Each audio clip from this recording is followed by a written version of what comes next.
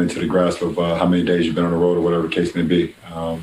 Every team does it. Every team hits a long road trip. And professionals, we got to keep our minds fresh, keep our bodies fresh as much as we can to go out there and put together a complete 48-minute game, or as close to 48 minutes. So obviously we haven't done it the last couple of games, and we just got to be better on Saturday. Just basketball-wise, did you notice anything about that second half, the biggest thing that stood out? I think Detroit played extremely well tonight, and then we didn't play well. We didn't play well at all. Like our legs got to us a little bit on the second night. We're back-to-back. So that was the result of it. Dan?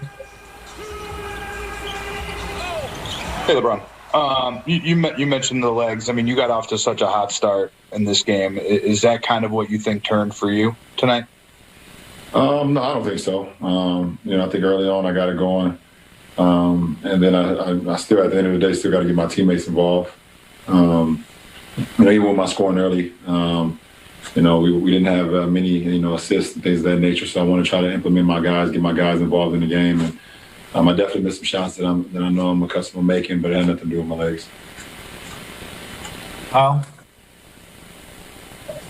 Hey, Frank has talked a couple times about the depth of his team and how tricky it is to kind of find minutes for everybody who deserves them, and how it can kind of force some maybe non-conventional lineups. How much do you feel that? How much do you feel that you personally are still adjusting to some of the different groups out there, and where would you kind of like to be soon in that development? I'm definitely, and we're definitely all adjusting to playing with different lineups, and logging minutes with lineups that, one game you might not log with, or could be a few games in a row. So, it's kind of learning on the fly, and I think we're all learning on the fly because of the lack of practice time. With this season, it's very difficult to kind of, get those practice minutes on the floor and know what works and what does not work. Just very strange with that. A lot of our games are also just like, big practices for us too. We have to learn on the fly, and coach is still learning different lineups and seeing what combinations work, what combinations don't work. And myself, I'm out there playing with certain lineups I don't play with, certain lineups I do play with. So I log a lot of minutes with, guys that, may not have logged with, in a couple games. But like I said, it's all a learning experience, and all of us trying to figure it out.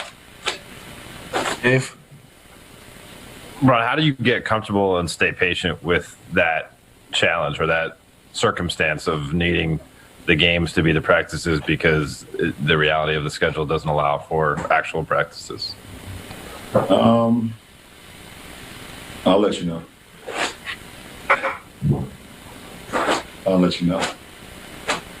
Dan, I think you have a follow-up.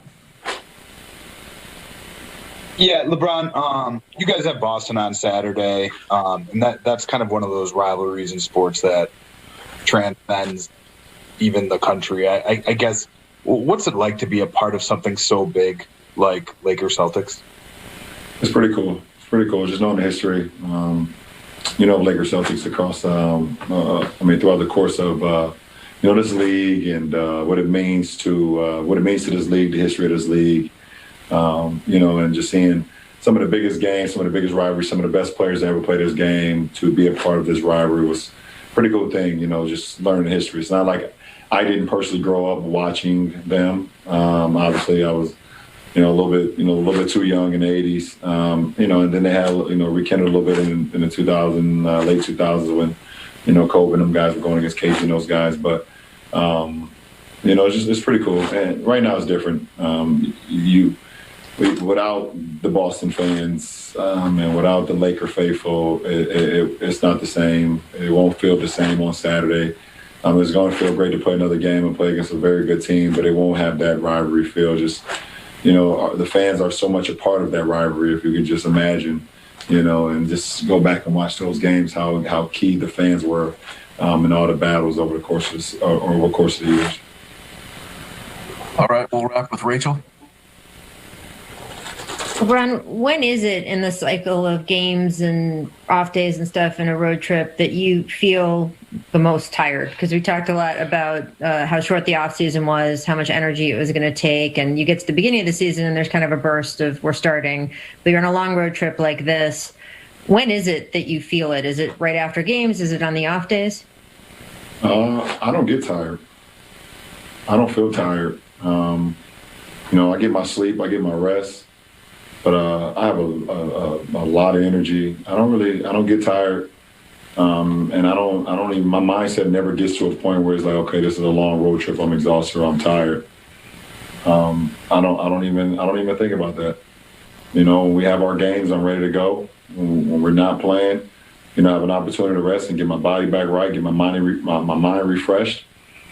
But I don't get tired. What are you doing on this road trip since you can't go out to dinner and maybe hang with guys the way you normally would? What are you doing to keep yourself occupied? Watching a couple shows on Netflix and on Showtime, and drinking some wine. It's perfect. Thank you. I appreciate it. Watching some shows on Netflix, drinking wine. Tatum, Jaylen Brown's playing great. I just like to be here when we have that game and James is in the studio. I just like to watch James. Will you be at home watching that one? Of course. I gotta watch it at home. Yeah. Unless y'all want to invite me to the First studio. kind of Saturday night ABC. Would you like to come? Nah, I'm good. Okay. Primetime game. I'll stay at home if you want to come in. All right, let's do it. Do I get to say, get some of that Laker? Yes, sir. Okay. Boston Celtics, big game, James. Obviously, another powerhouse in the East. You've already played the Sixers, you've played the Bucks, and now you're playing the third best team. So we'll kind of see what the Lakers do with this. Yeah. You talk about Brooklyn, Milwaukee, now Philadelphia. You cannot forget about the Boston Celtics. They're well coached. They play well as a team. Tatum, explosive player, good supporting cast. The Lakers will have their hands full as they try to get back on track in Boston. Yeah, they just got Kemba Walker back about a week ago. He had not played yet this season. Let's not forget, Jaylen Brown is kind of stepping it up another notch. Last year, he was already established as a very good player, averaged about 20 a game. He's up to about 27, 28. He's off to a very strong start. And they picked up Tristan Thompson to play center. Yes. Pretty good team. They lost Gordon Hayward. Might have been addition by subtraction. They look pretty good to me. This is maybe a game that the guys have circled, right, in terms of motivation. And, you have a day off of rest, and then it's a primetime game. It's a game everyone's watching. Does that help? It helps a lot. And plus, you just come off with 2 losses. You definitely don't want to lose 3 in a row. And it's the Boston Celtics. It's that rival. There's going to be so much hype behind this game. They're going to talk about it. And this is a young squad. And in the back of the Lakers' mind, it's like, this is one of the best teams in the East. Yeah. Who knows? We might meet them in the playoffs. So we got to come out and establish this game early and let these young fellas know who we are. And AD will be back. So it's some exciting times. And the Celtics are aware that we just tied them for 17 championships. They're aware, aren't they? Yeah. You expect an AD to play for sure? Yeah, I would think so. He's got a couple days to rest up. Of all the games I've covered, you guys obviously played in them, but I've only talked about them or written about them. The Game 7 in 2010 against Boston was the most incredible game I went to. And I covered Kobe's 81, and I covered Kobe's last game. And when Kobe outscored Dallas through 3 quarters, that was pretty crazy too. But to see the Lakers beat the Celtics and to see the emotion that came out of that Game 7, not a well-played game, 83-79 was the final. Kobe struggled with his shot.